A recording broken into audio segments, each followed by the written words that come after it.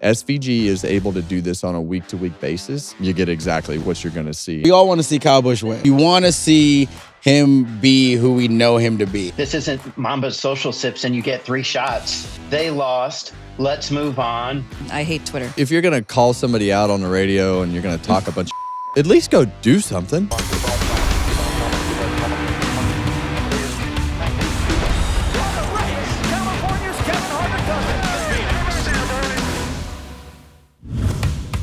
Welcome to Kevin Harvick's Happy Hour, presented by NASCAR on Fox. I'm Kevin Harvick. This is Kaitlyn Vincie and Mamba Smith. our man, Mamba. Hey. Fresh off the plane, right? Fresh. Yeah, you just woke up, you said, a bit ago? We landed like 5 hours ago from Sonoma. Wow. Yeah. You know what, though? I don't know what was a bigger ass whooping. The one that SVG put on the Cup field or one that Keelan put on Kevin. I knew that was coming. I couldn't wait. Oh my gosh, boy. yeah. It's almost as bad as the ass whipping I'm giving you guys in these picks. I knew he was going to have that rebuttal. Yeah, but that's all he's got, though. Because, we'll get to that part. The 13-year-old we'll get to my ass whipping in a minute. Yeah, well, you were in Sonoma. You were in Hickory, though. How did it go? Oh, I got my ass kicked. I know. Yeah. It looked like a very cool special moment for the fam, though. It was. And, I think it surprises everybody that he's faster than I am. You and I have talked about this. I knew this was going to happen, right? Like, it's just, the kids have speed. I mean, it's not just Keelan. I mean, I was talking to David Gill, and he's like, yeah, I remember when Todd was 12, and I put him in the late model stock, and he ran faster than me, too. It's just a natural evolution of what's happens from generation to generation. We get slow, they go fast. They also they're not scared of anything. That's the other thing is they don't know what they don't know. And some of that is to be a little scared or like not scared, but like reserved on some things. They just go. Yeah. And I told you guys a couple of weeks ago, you saw a lot of these pieces start to fall in together with the comfort inside the car. Yeah. And now it just keeps evolving, and now that confidence level goes up. But we had a great event. Keelan did a great job in the cars, and it was Mr. Hendrick's birthday. Yeah. On Saturday as well, and we had Hendrick cars on the side of the car. So Keelan, it was a good weekend. Everybody was able to be at the racetrack close to home. Delena's dad raced at Hickory a lot, which is kind of cool for the family piece of it. So good crowd. So we're done with Hickory. So now we're headed to Owasso to race Wednesday night. There you go. Really? Yeah, he's getting on a plane today. We got to get this man on his way. God, he's very good. I was messing around. Good coverage there on the regional platform of the event. It was, and I think that whether it's the NASCAR regional or Flow or all of our friends here at Fox, it's been fun to see the fan engagement.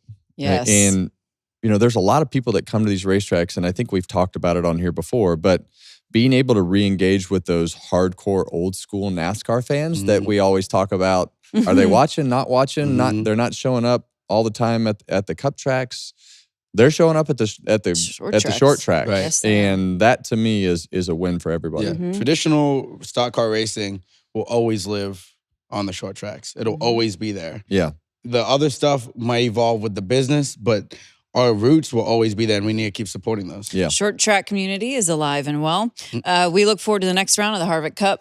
We'll see how it goes. Yeah. I know how it's going to go. Getting shut out at this point. Listen, his average finish was 1.5 before the weekend started. Yeah. So it's below 1.5 now. Okay, well, we don't have to discuss that further. All right, let's talk about Sonoma, though. Mamba obviously was out there for the weekend. We have plenty to talk about here on episode 46, Preview Dover, which is coming up next, and Mamba's Social Sip. So, once again, the domination of Shane van Gisbergen took place out at the road course. I think the stat that really helps tell this story in its entirety is first driver to get 4 wins in the fewest starts since 1967. That's been 31 years since someone has done that. Yeah. That is pretty impressive, right? Yeah, and the name next to that stat is Parnelli Jones. Yeah. Which actually kind of makes a little bit of, isn't Parnelli, didn't he have a road course racing background too? Yes, but I mean, he's just a dog. Racing legend. And, I think that when you look at SVG, well, there's a couple things here. One, the sponsor on the side of that car. Oh, my God. Okay? Well, when you have Red Bull on the side of your car, Red Bull came into the sport in 2005-ish. Yep. And had just a terrible experience with the way that they put the team together, the performance on the racetrack. Everything that happened with Red Bull's experience in NASCAR is the exact opposite of what just happened yesterday with Shane going to victory lane, his relationship, bringing Connor on board, Connor Zilic on board with that Red Bull relationship. And normally I don't sit here and talk about sponsors, but to me, this is a big deal to have Red Bull in victory lane and have Red Bull back in NASCAR racing, because the energy drink sector of what we do, we need Red Bull and Monster to compete, whether it be marketing, advertising, just like Arby's did with just like Budweiser and Budweiser, Coors Light, and Miller Lite used to do back in the day. When you have those big companies like that are engaged in the marketing side of things, it brings a whole new element to the marketing side of things, and that is good for our sport. But on to the driver. The driver. I mean, we know that SVG is one of the best in the world in anything road racing that you're going to put him in. And I think that the difference with SVG, Marcus Ambrose was here for a long time, but did not have the caliber of car that SVG has. Right. The guys that spent some time here, Boris said, coming in to do road races, and Ron Fellows coming in to do road races and not running all the ovals. They struggled on the pit stops. They struggled on the restarts, the bumping, the banging. SVG is able to do this on a week-to-week basis in a top caliber car. And I think that when he's able to race week in and week out and know how everything works, and then you stick him on a road course, you get exactly what you're going to see. And I think the only thing that slows it down for the rest of the year, the only thing that slows it down, there's nothing going to slow it down for the rest of the year. The only thing that slows it down next year is this Connor Zilic if he goes cup racing.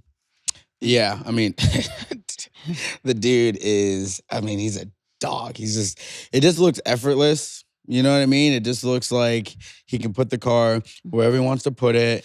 I was standing down in turn 4 for a while. We were talking about off camera, but like the angle of his car and the attitude of his car versus the angle and attitude of everyone else's, completely different. Yeah. He's able to float it into the corners and not scrub speed and keep it moving forward and gap the guy behind him, which is it's just wild. And I talked to Steve Doran, his crew chief, and I'm like, hey man, I was like, is it more pressure to run on the road courses? Because you got the guy. Right. And like, this is why you're here, is to win with him here. He's like, honestly, after working with Kevin, like, I'm used to being under that pressure. I like the pressure. Yeah. He was like, but the thing about this weekend was where they patched it, the track had lost grip. We brought a softer tire. And it was bumpy over in 2. There's some bumps and stuff, and all those things are right into Shane's wheelhouse. Yeah. Well, and that's right what, like when you go to Chicago, that's really what makes him stand above the rest. Is the racetrack is rough. It's evolves through the weekend, and when the racetrack is rough and it lacks grip, that's really when that braking and that technique and the Shane's not just a good braker like we've seen. And that's what made Marcus Ambrose so good, was he was just this extraordinary breaker, and being able to modulate the clutch to keep the wheel hop in the old car was a huge advantage. But Shane's not just a good breaker.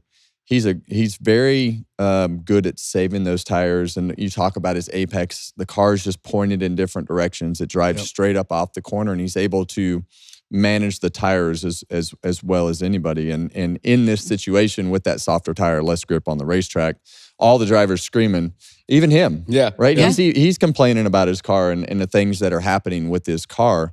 But he's really good on the road courses. He's got a lot of seat time in the car now. And he's also really good when the conditions change and he has to manage something and adapt. He's very good at adapting. I tweeted that I thought it was remarkable, but what he's been achieving over here on the NASCAR side, and some fans really fired back at me saying, well, he hasn't delivered on the ovals. But I think just because he hasn't, it doesn't diminish what he's done on the road courses. So let me ask you this. So he's won 3 races. Yep.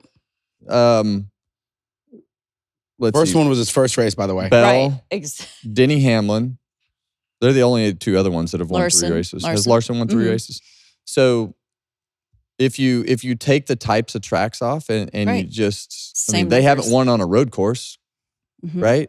So are they just good oval racers? And that was the point I was trying to make. Yeah, what's the difference? What's the difference? What's the difference?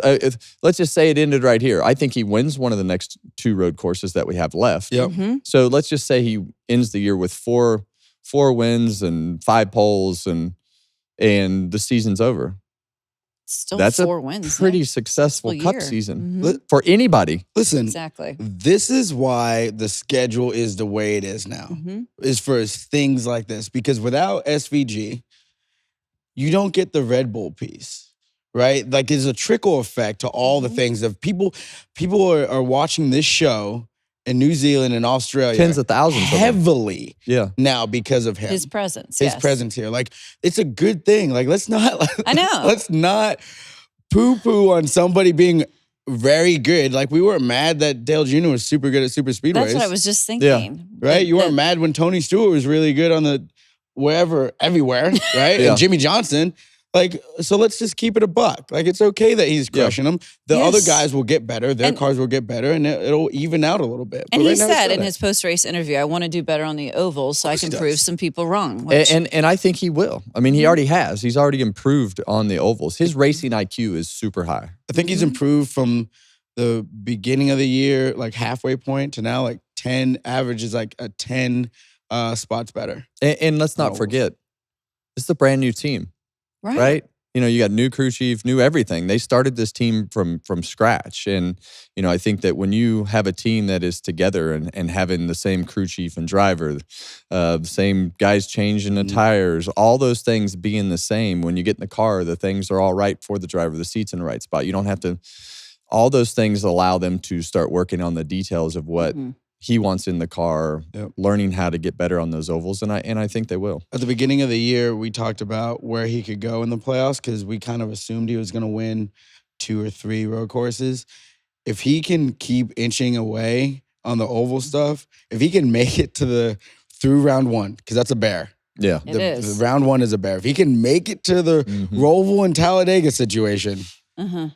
And there's also something said for confidence, right? Like in his situation, that confidence on ovals is just not the same as it is on a road course. But winning on those road courses and having that points position and knowing that he can take some risk and take a chance in qualifying or wrecking a car or whatever it is in practice and being able to push like that.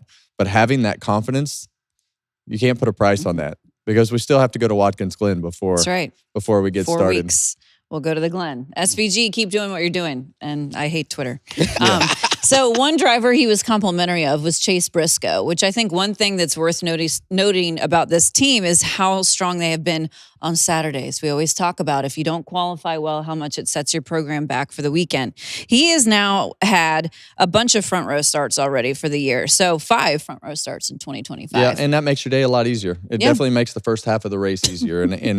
But the thing that they're doing now is they're finishing. They're running laps, a lot of laps in the top 5. They're contending, doing the things that you expect out of the 19 team, doing the things that they expect for themselves to do. That's why Chase Briscoe went there, right? He wanted to be a winner, and he wanted to be a consistent winner and put a lot of pressure on himself to live up to those expectations. And I think that another new team, right? Yes. It just takes time to get these things into a rhythm and get rid of all the Martin Truex notes that you have that don't work for Chase Briscoe and come up with something that Chase can drive and work that into the system at Joe Gibbs Racing as far as how they leave the shop, the things they do in the simulator, things that they talk about, not just, hey, well, this is what Martin drove or this is what Denny drives.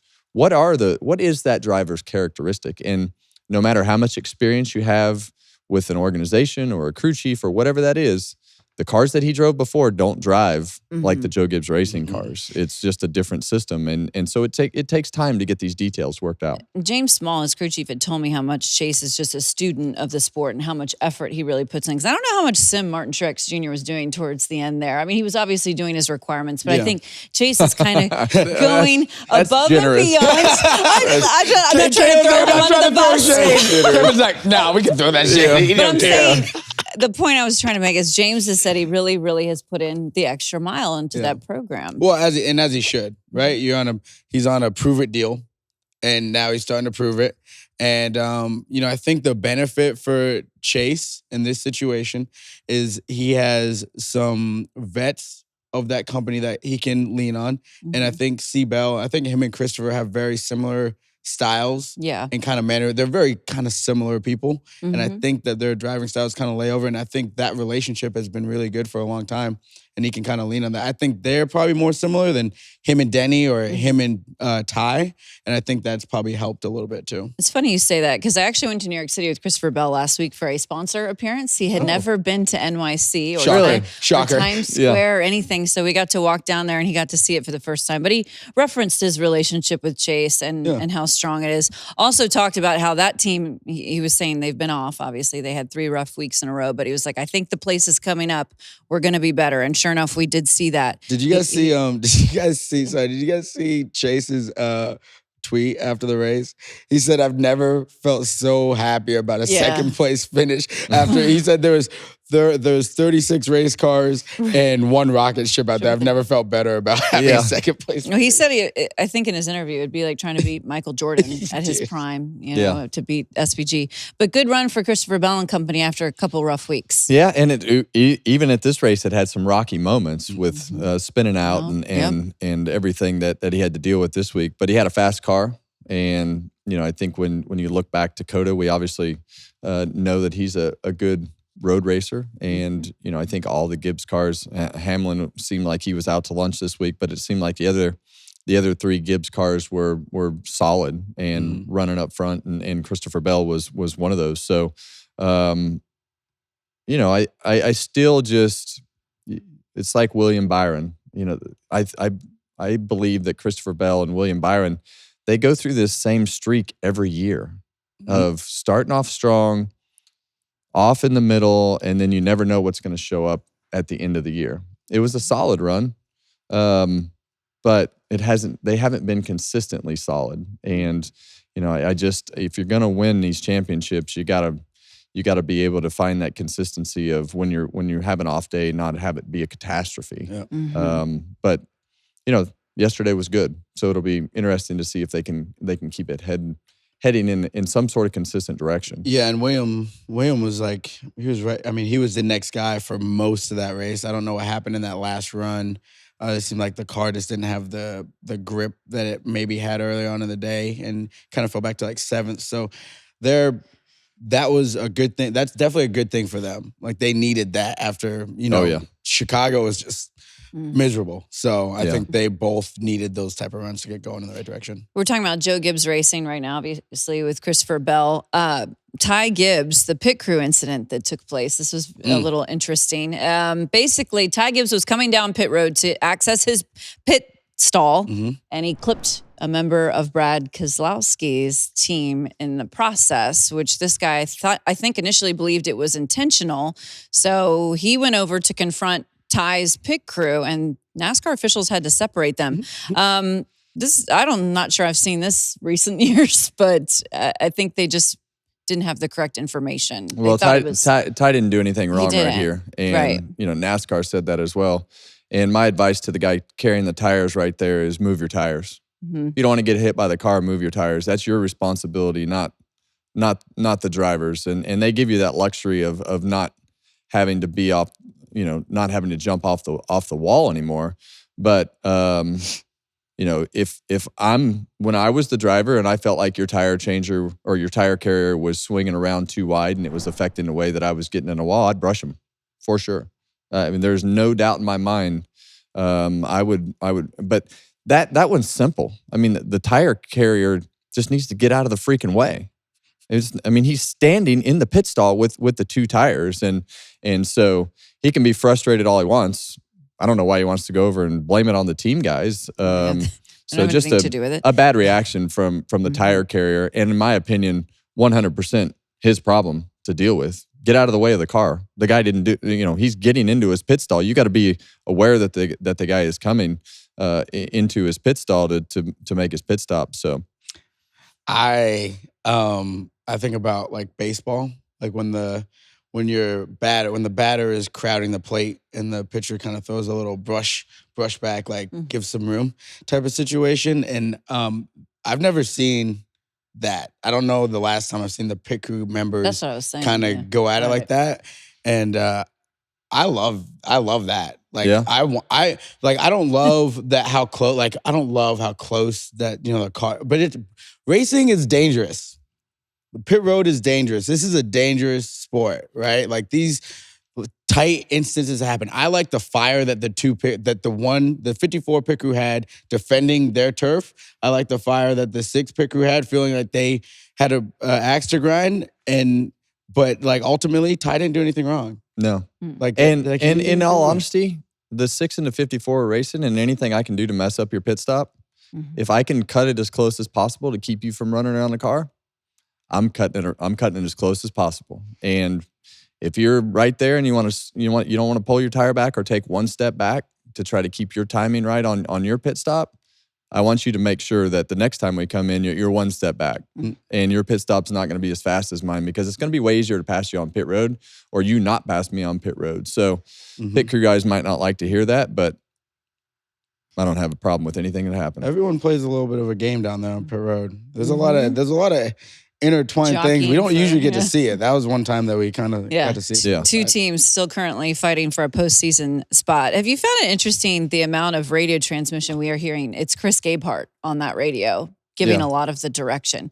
The crew chief that's listed obviously is Tyler Island. They haven't made a Yeah. true change. Well, I think that the radio conversation, with Chris on that radio with Ty, I think yesterday was a great example of that. Kind of got shuffled at one point, not happy with his car, listening to the radio chatter and being able to hear his just, hey, we need you to do this, and Ty seems really calm in the car, and they walk out of there with a 7th place finish and another solid day. So, I think that having that experience up there, calling the race and kind of directing that radio conversation has definitely made a direct impact on just the demeanor of Ty sitting inside the race car. Yeah, I think it also, nothing against his current crew chief, but like when Gabehart's been there for so long, 22 from the wins, time yeah. Ty has been a kid, so he knows him.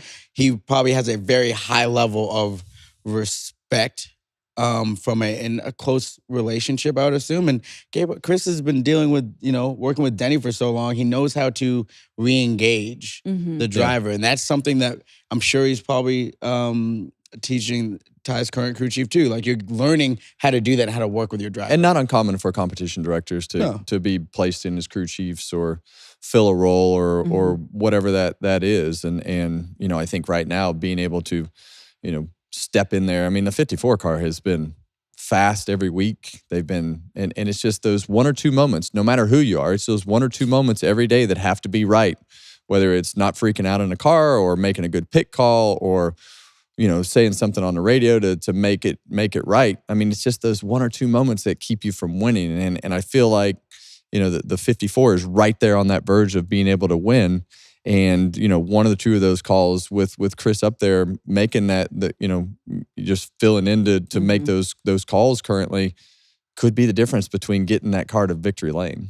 Ty Gibbs currently 60 points below the cut line, a driver who is 3 below. I want to give some props to Ryan Preece. I know he got involved in an incident towards the tail end of the race, but they've been, I feel like they're in the conversation a lot. For the points. And I talked to Ryan a little bit back and forth with text, and he knows that he needs just that much speed to win, but they're right there in 5th to 10th every week, and being consistent and finishing those races in those spots and getting those results. He had a little trouble right here in this accident at the end of the race and got tore up a little bit, and I think he finished 12th. But overall, just honestly a little bit surprised with the road race side of things. I think that it's caught really everybody around the team that they've been the best team at RFK. So I don't think it doesn't surprise me from Ryan's standpoint as a driver, but I think that the way that this whole team has come together has caught everybody off guard with how high the performance has been. Need a little bit to win, but right in the mix every week in that 5th to 10th area. Yeah, I ran into TJ Majors, who's Brad's spotter, and we were just kind of talking about the team, and I'm like, man, you guys as a whole, like, the company's kind of up. You know what I mean? And he's like, it's good to see Ryan in a good place with the right tools around him.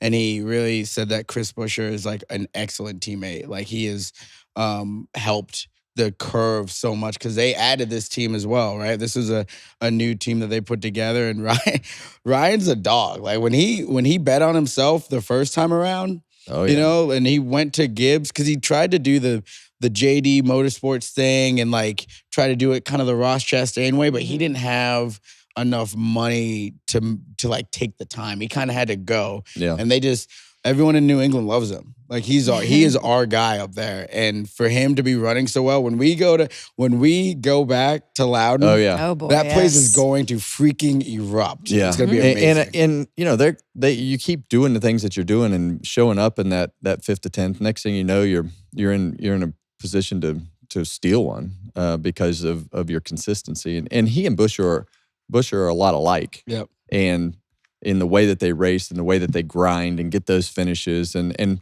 I still think the 6 car is the worst car at RFK, from a performance standpoint. I think Brad has run better, but they're definitely in a must win. And I think Preece is in that position too. I think there's going to be, I think that Daytona piece it's just left hanging out there. That you're going to have another winner, and then that bubble spot becomes interesting between Bowman and that 30 some points back, putting him on the bubble. And I think that's how Buescher and Preece and all those guys are looking at that. Is they know that they're not in it right now, but they need to win. Let me ask you guys something to guarantee it. Let me ask you guys something real quick. This is kind of off the script here.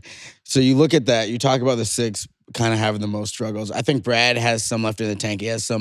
He wants to prove that he can put this thing back in victory lane on a little bit of a regular basis. Would you look at the situation with Corey Heim where he doesn't really have anywhere to go and think about putting him in your 6 car if you're Brad Keselowski? What do you think about trying to go get him? Yeah, that's a great question. That's a huge move because now you're stepping out, you're retiring as a full-time owner. But. And I think that I don't know that it's going to ever be back in a position to where they're going to win multiple races with that car. It's going to be very difficult to do. The transition with the new car and the new driving style and the new racing style and everything that comes with that. I don't know. I don't know that is. I think if you could go get Corey Heim and put him in there, it's a good conversation. It's not a bad conversation. And I think it'd be hard to get him out of the Toyota camp. That's what I was thinking. But not impossible. But there's nowhere for him to go. They pulled Tyler Reddick from RCR. Yep. I never thought that Tyler would have left RCR because of how much they loved him there. Yeah. But things happen. Never know. Still some shifting that's probably going to be taking place. Some of those stories may come to light in the near future. Your guy, Ty Dillon. Tyrone. You mentioned Alex Bowman. He beat that bracket battle. And last corner. Last corner. I don't care what anyone says. The bracket has been highly entertaining to watch. Something different, because those are the battles that are happening, throughout the whole race, right? That you don't, but now you have a reason to kind of watch them. And I was talking to Ty after. He's like, dude, like, this has been a highlight of my career. He was like, our partners and everything are getting so much love, are getting so much notoriety around what we're doing. And honestly, he's been other than SVG, he's probably been the best story throughout the last most 3-4 unique weeks. For sure. Yeah. And he's having fun with it, and everyone knows he's having fun. Even Bowman they got out of the car. They shook hands. They were cool with it. It was kind of odd. It was it was a terrible handshake. It was like, I'm going in for the fist bump. Yeah, they didn't know. They didn't really have that chemistry, right? But they all knew they're going for $1 million. Yeah. And to go for $1 million running 20th. Yep. Yeah. That's and if you're running 20th, when else is the TV camera ever going to show you running 20th? That's what I'm saying. For a pass for a position, and that's the intrigue that the bracket has brought to it. I don't think anybody would have expected all the big names to be out of it at this point. No way. I mean, there's not one. No. That you would expect to be in that Final Four. When you look at it, but I think that next week will be interesting because I look at Reddick and Ty Gibbs on that side of the bracket, and I don't see any other way that the other side of the bracket can beat them. So you have there's a clear underdog, right? Yeah. The left side of the bracket. It'll be Ty Dillon or John Hunter Nemechek. Yeah. And the favorite will be Tyler Reddick or Absolutely. Ty Gibbs, without a doubt. And when we get to Indy, no matter what, I think it's a win because you got that dichotomy of the underdog and the overweighing favorite. So it's going to be fun. It is going to be very fun. That was Sonoma. Plenty of things happening there as we approach Dover coming up next. But for now, on Happy Hour, we want to get some more information from the garage area. And for that, we bring in our NASCAR insider and say hello to Bob Pockrass. All right, Bob, always great to see you. Thanks so much for taking some time here for Happy Hour today. So this 2311 Front Row Motorsports lawsuit has continued to be a story for months on end now. Now we know there are new developments that took place recently. What is going on with this? Well, what's going on is 2311 and Front Row lose their chartered status on Wednesday. So they have now filed for another temporary restraining order and preliminary injunction in U.S. District Court. NASCAR has until Wednesday to respond, and we would expect a ruling by the weekend to determine whether 2311 and Front Row remain chartered for the rest of the season or not. Yeah, and I think when you look at this, Bob, we've talked about this for a couple weeks, and you talk about the 45 and the 23 and just the performance, and the 23 is kind of taking a nosedive over the last several weeks as far as performance. 45's not really be there. I mean, when you look at this, I mean, is there any way that they don't race with the charter this weekend, or that they do race with the charter this weekend, or does NASCAR send a message, hey, we hold the keys to this puzzle? Well, I mean, the courts could force NASCAR to keep them as chartered. Of course, NASCAR's going to say, like, this isn't Mamba's social sips and you get 3 shots at it, right? They're going to say they've taken their shot. They lost. Let's move on and let's get through the rest of the season. Of course, 2311 Front Row, they don't want to lose that money associated with a charter team, let alone worry about, let's say, 41 cars enter at a place like Talladega.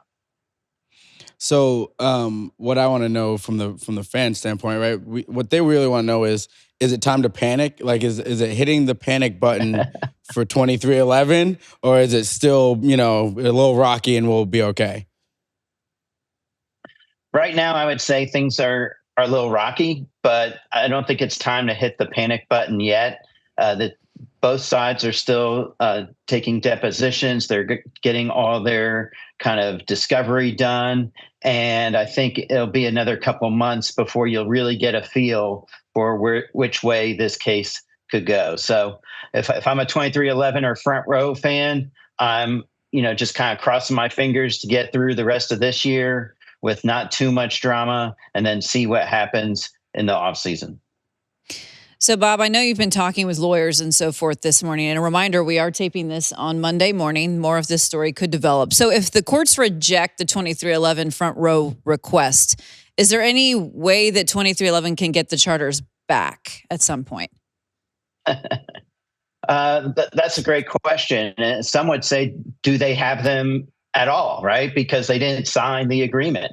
So you could theorize that 2311 and Front Row don't have charters anymore because they never signed the agreement for this season. But I think the big question will be what happens with the charters that they each bought from Stewart-Haas. And so do they get to keep those? I think as of right now, the feeling is that when it comes to Dover, that both 2311 and Front Row will have 3 open cars apiece, and kind of what happens with that Stewart-Haas charter that each bought will kind of get determined by the courts down the road. So what happens with everything that we've already done? So we've run all the races, and they've been waiting on all these hearings. Do they have to give the money back, or do they get considered non-chartered up to this point, or so what happens with all the money? Well, this won't surprise you, Kevin, but 2311 and Front Row think they should be able to keep the money. And it seems like NASCAR believes that they should give the money back so that they can distribute it to the other teams that signed the charter agreement. And so that'll be another that's another legal battle. And I think the people who'll be getting the money are the lawyers. Bob, have you do you have any take on how it's been affecting the other teams as far as, Haas Factory, JGR, because Denny is a JGR driver? Like, how entwined are those other teams, or have they stayed pretty far away from the situation?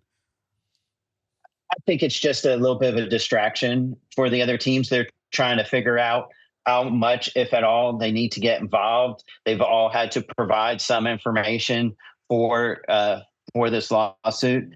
They probably wonder whether they're going to get called on a witness stand during a trial. But beyond that, I don't think there's anything huge. I think maybe the biggest discussion or the biggest impact would be, theoretically, without a charter, drivers can become free agents because their contracts typically require a charter car. Now, do you expect any of them to leave? No.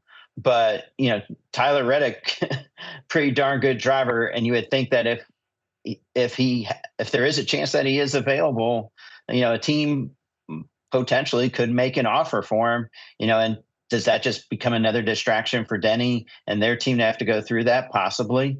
But it's still something that's going to have to be considered as things go forward. It raises a lot of interesting questions. Bob, thank you so much for your insight, for your time. As always, we'll see you out in Dover this weekend. Thank you. Thank you. Always good to have Bobby P on the show, you guys. We'll be following that 2311 story, I'm sure, for several more weeks to come. But next up is Dover, 6 more races of the regular season. This is definitely a unique animal, the Monster Mile, as we fondly referred to it as. Yeah. You won there a lot. I did. Yeah.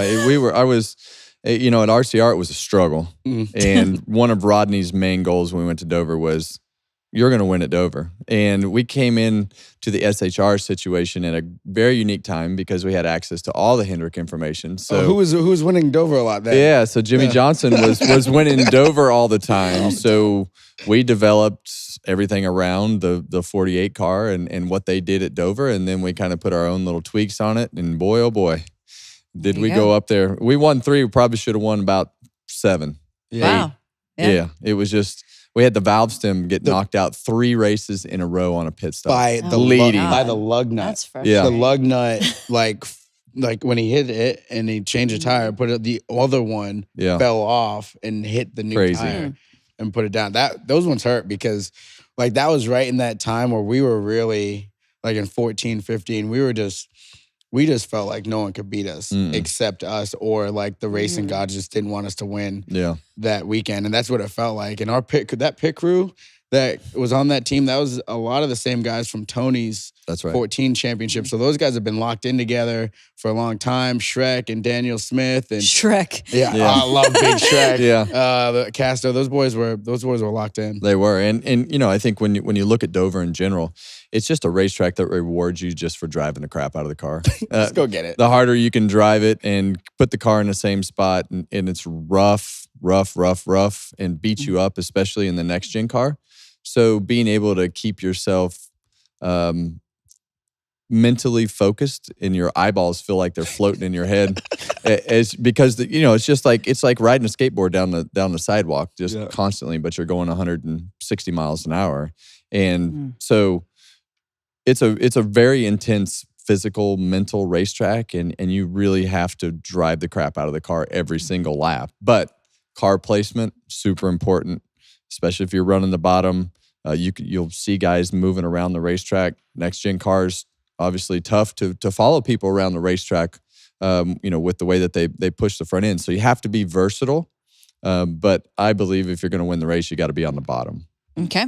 Well, like I mentioned, there's so few races left. We're getting down to the wire in terms of the playoff picture. One guy I'm watching is Kyle Busch. He's only 37 below the line. He has been starting to make a little ground. He was 5th at Chicago, top 10 over in Sonoma, former winner at Dover. I think I just want him to advance. I think it'd be a good story. Well, look, I just think he's too far. I just think it's too inconsistent at this point. I think he has his strengths. He's Kyle freaking Busch, right?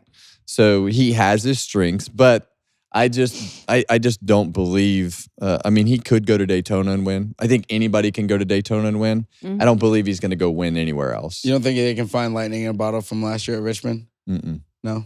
I mean, do you? And he just killed my whole mojo on this. She was excited about it. I just don't know. I mean, like, we all want to see Kyle Busch win. That's what I'm saying. All of us do. You want to see him be who we know him to be. And not that he's not, because obviously he's 18th in points in the playoff points. He's 37 back, which I was kind of excited to see. It wasn't like 60 plus anymore. How has he stuck around to even be within striking distance of points?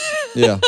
I'm not really sure. I think it shows you how many mistakes are made by the guys that he's around. Well, like Ty Gibbs is 60 below, which is also surprising to me that number is that high. Yeah. Well, I think that, Ty Gibbs started the year horribly, right? Like, I mean, it was, last place stuff, when you went through the first 6 or 8 weeks, and they've run good and they've made up a lot of ground and put themselves in a better position. But I haven't seen anything out of the 8 that says they're going to go out and win anywhere aside from maybe Daytona. You know what week this is super big for? Which team is Bubba Wallace's team? Okay. This is 3 above. He's 3 above, which with how their day ended, I don't know how. And how far above they were? Yeah, like I don't know how they stayed 3 above because how it ended, but just gritted it out to get stage points, I guess, and make it work out. But this is one of his favorite racetracks.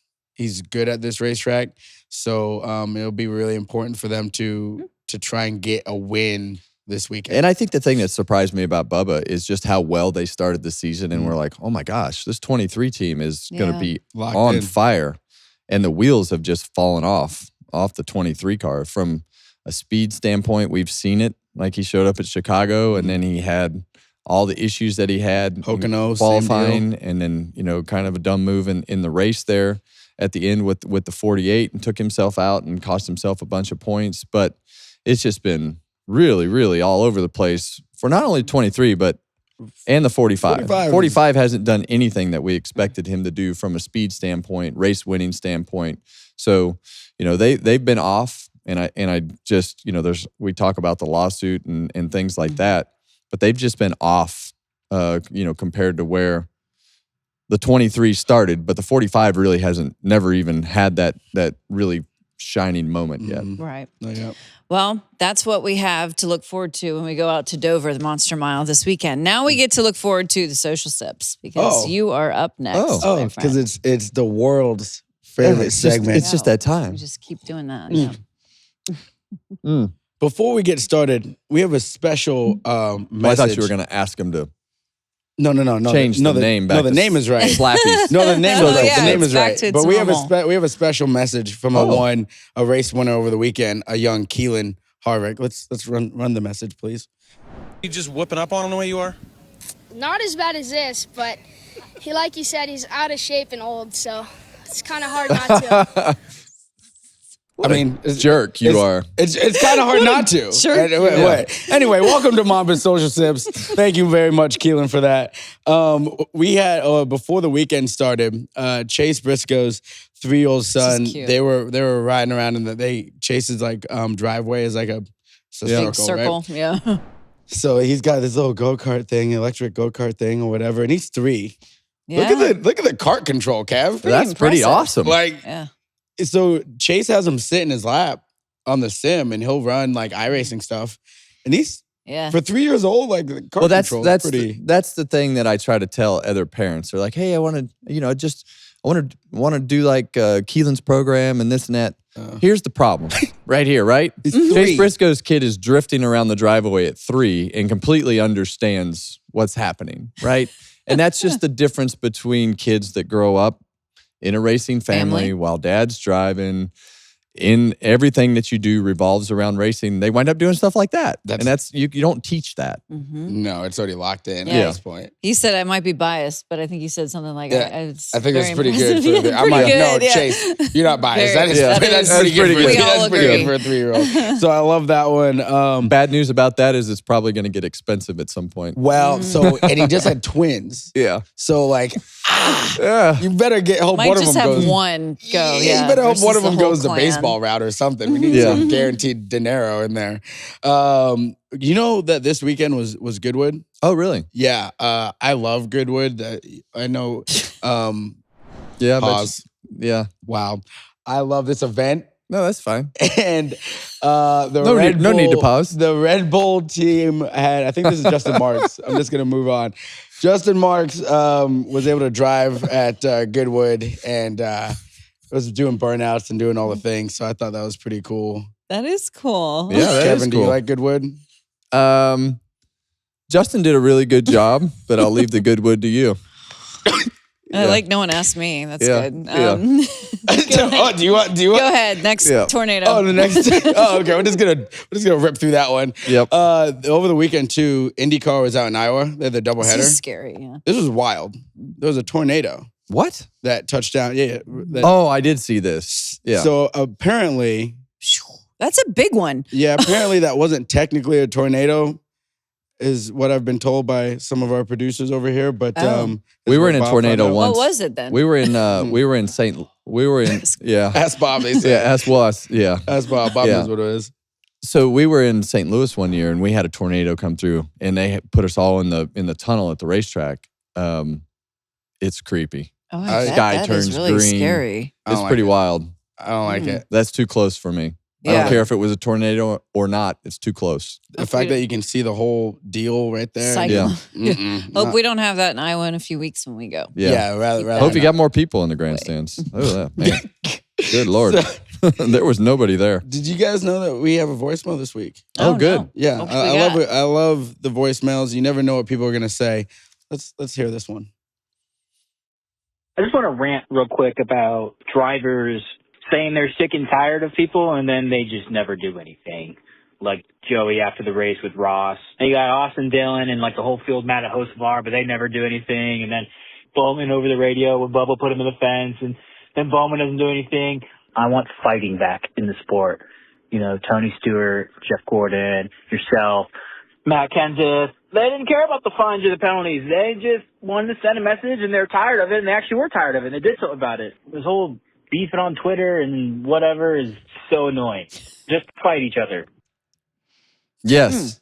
I like that. Yeah. Well, I don't know about the fights, but if you're gonna call somebody out on the radio and you're gonna talk a bunch of shit, at least go do something, Yeah. right? Do something about it. Or immediately just hammer them. Yeah, like I get it. I know people want to see fights because they think that's It's not going to happen. We've never really had fights. No. That's not been a thing unless you go to certain racetracks. I mean, the only fist I've seen is Ross Chastain's into Noah Gragson. Literally, that I don't really. Well, that's not true. We've seen it a couple times in Xfinity cars. Yeah. I have seen Austin Hill yeet somebody across. Yeah, the that's pit road true. before. But at the cup level, not really that much. not really. Ricky and Kyle. That one. But I agree with our caller. Yeah. I mean, just all the shit talking that happens on the radio and then nothing happening on the racetrack. It was just, there's just no better message that you can send than just wiping somebody out in retaliation. Or just yank them after. Because, like, hey, bro, what are we doing? Because then they know you'll do it, right? And when they know that you'll do it, they're not going to wipe you out because, they don't want to deal. That's one reason why back when I drove, you just, every once in a while, you just had to wipe somebody out. And you had to just send a message and then a bunch of chaos. Do you want to deal with the chaos and you want to get wiped out? Fine, let's do it. But I don't know that anybody's going to do that. I don't think so.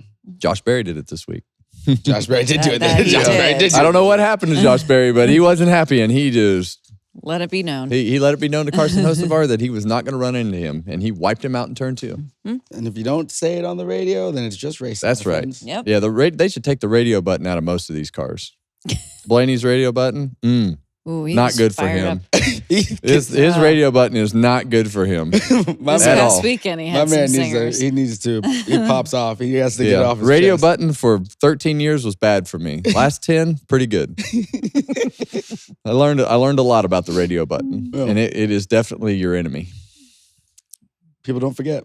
Nope. Yeah, that's right. Good quote there. Radio is the enemy. Mm-hmm. Yeah. Well, that's it for Mamba's Social Sips. Thank you for stopping by. If you want to leave a voicemail, it's 805-317-4175. And to leave a mailbag, Harvick Happy Hour 4@gmail.com. We appreciate you, closers. Yes, we always do appreciate the closers. It is time now for our last call. Gambling problem? Call 1-800-GAMBLER. In New York, call 877-8-HOPE-NY or text HOPE-NY 467-369. In Connecticut, help is available for problem gambling. Call 888-789-7777 or visit ccpg.org. Please play responsibly. On behalf of Boot Hill Casino and Resort, Kansas, 21 plus age and eligibility varies by jurisdiction. Void in Ontario, new customers only. Bonus bets expire 168 hours after issuance. For additional terms and responsible gambling resources, see dkng.co/audio. NASCAR is not responsible for this promotion and used under license. So, Kevin, before we get into our picks for this week, let's take a look at the best bet of the weekend, courtesy of DraftKings. Yeah, the best bet of the weekend this week was, let's see here. Oh, not that good. SVG, Yeah, shocker. a lot of money. Big out there. shock. Yeah, big shock there. But I think that was right. I would not pay too much money for SVG to win either. But he's earned that right, and the odds were low that he was going to lose.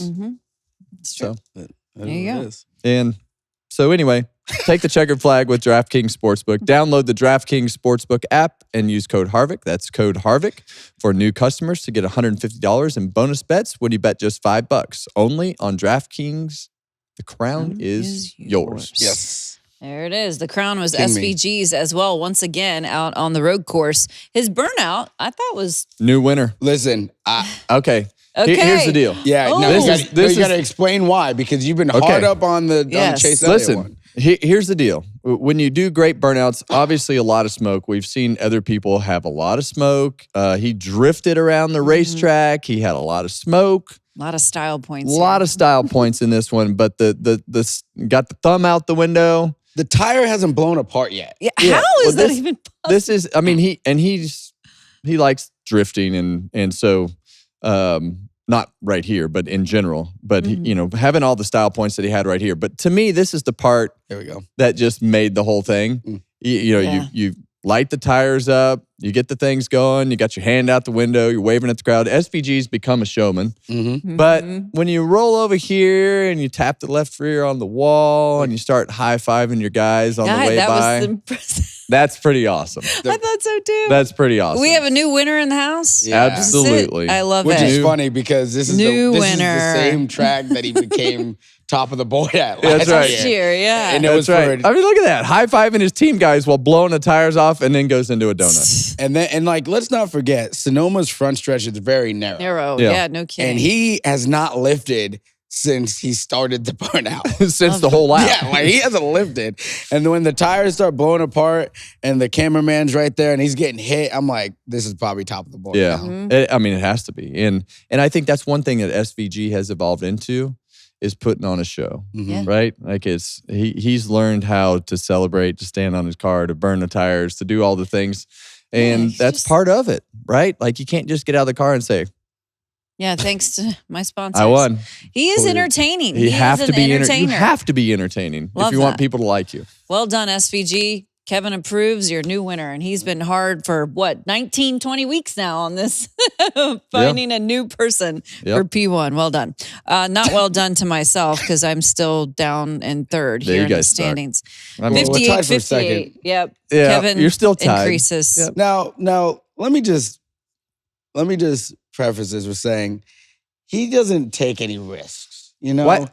He- The goal is to he win. just- yeah, I get it. The goal I is get to it. win. He You takes just the- want to be some TV guy trying to make a good This show, is- or this do you is- want to have good stats? This is scared money over here, people. Scared money. There's He no takes scared the money. He takes the odds-on favorites. If you notice, every time DraftKings we do a little hit, his odds-on guy is usually what he picked, and it's Okay, so Just who saying. you pick for Dover? Kyle This one's Larson. not- okay.